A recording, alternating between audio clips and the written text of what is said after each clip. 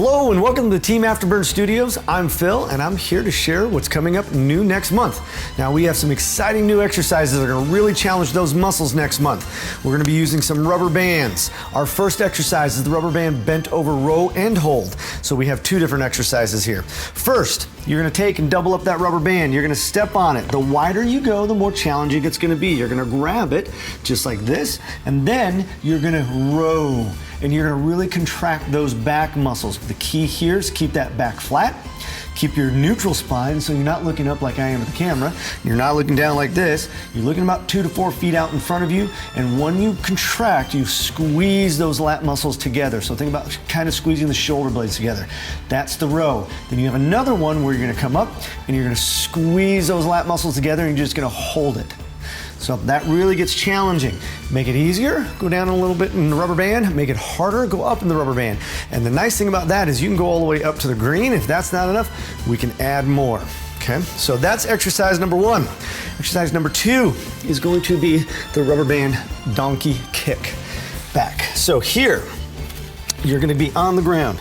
You're going to put the rubber band in the arch of your foot. You're going to take the rubber band up like this, and then you're gonna be on your knees and you're just gonna kick straight back, just like that. Nice, slow, and controlled. Okay, now, if for whatever reason you can't put the rubber band hurts your thumbs where you put it around your hand, you can always use a small rubber band, put it around your legs, and then do the kickback that way. They're both going to be very effective. This just gives you a little bit more range of motion, and it's going to give you a lot more variable in resistance. Then from there, we're also going to be doing the rubber band overhead press. So once again, the wider you go here, the more challenging it's going to be. You want to get a wide grip. You're going to come down, contract your core, then you're going to come up right above, right at 90 degrees, and then you're going to press. You're going to keep your knees soft. Now this is a black and this is challenging, so of course you can go all the way down to a yellow, but this is a very challenging exercise. And the one thing that you'll notice is that when you start to fatigue, your arms start jiggling around all over the place. And the reason is because these stabilizing muscles for that joint are becoming fatigued, and we're not used to doing that. It's one of the benefits you get from using the rubber band is it works all those small little stabilizing joints to really stabilize that shoulder joint. Now you're going to see this either in the warm-up or in a finishing circuit. In the warm-up, it is designed to warm up that joint and activate those muscles. In particular, when we do the kickbacks, when we're doing it in a warm-up circuit, you want to make sure that you're activating those glutes. So you're focusing on those glute muscles to get them activated. We want that glute activation before we actually do the workout so that we can continue to activate them and then really work them throughout the workout.